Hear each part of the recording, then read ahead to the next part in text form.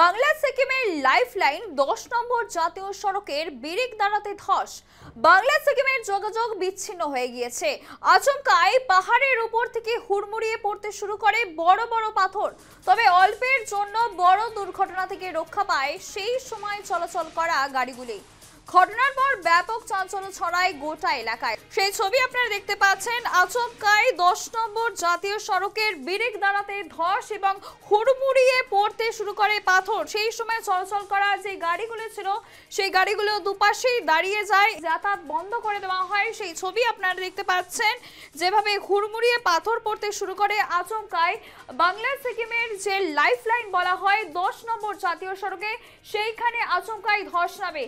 সরাসরি রয়েছে আমাদের প্রতিনিধি জয়দীপ বাগ। জয়দীপ, বাংলা সিকিমের যে লাইফলাইন বলা হয় 10 নম্বর জাতীয় সড়কে, সেখানে ব্রিক দাঁড়াতে আচমকাই ধস নামে, এখন কি পরিস্থিতি?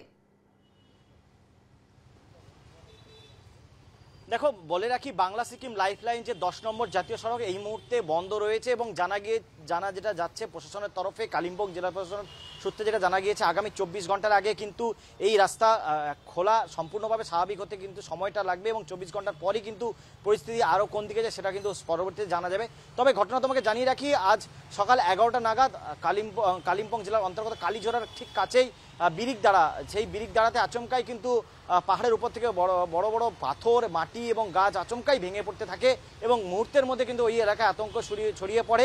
যেহেতু 10 নম্বর জাতীয় সড়ক বাংলা সিকিমের লাইফলাইন এবং এই পথ দিয়ে প্রতিদিন প্রচুর গাড়ি বা কালিম্পং এবং সিকিমের উদ্দেশ্যে যায়, কিন্তু আচমকাই এদিন ধস নামায় রাস্তা সম্পূর্ণভাবে বন্ধ হয়ে যায় এবং বলা চলে বাংলা সিকিমের লাইফলাইন সম্পূর্ণভাবে যোগাযোগ কিন্তু এর মধ্যে বিচ্ছিন্ন হয়ে যায়।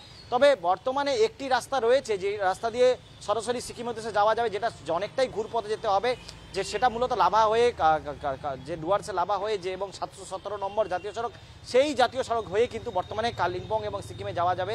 কিন্তু এই রাস্তা বন্ধ হয়ে যাবে, চরম সমস্যায় পড়তে হয় কিন্তু ওই পথে চলাচলের গাড়িকে।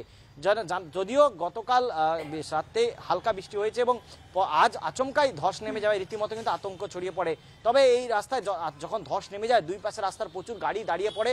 তবে সবচেয়ে যেটা ভয়ঙ্কর যে ঘটনা, যেটা ভিডিওতে যেটা দেখতে পাওয়া গেল এবং স্পষ্ট উঠে এলো, যেই সময় এই ধস নামে সেই সময় ওই পথে চলাচল করছিল প্রচুর গাড়ি এবং ভিডিওতে কিন্তু সেই জিনিসটাই ফুটে উঠছে যে একটু অল্পের জন্য কিন্তু বড় দুর্ঘটনা থেকে রক্ষা পায় ওই পথে চলাচলকারী গাড়িগুলি। কারণ যে সময় আচমকায় পাহাড়ের উপর থেকে বড় বড় পাথর, মাটি, গাছ এবং যেগুলি ধস আর ক্রমশই নেমে আসছিল, সে সময় ওই ধসের কবলে যদি কোনো গাড়ি পড়তো তাতে বড় দুর্ঘটনা ঘটতে পারতো। যদিও ভাগ্যের জেরে ওই পথে চলাচলকারী গাড়িগুলি এবং সেই সেখানে যে মানুষরা তারা কিন্তু রক্ষা পায়।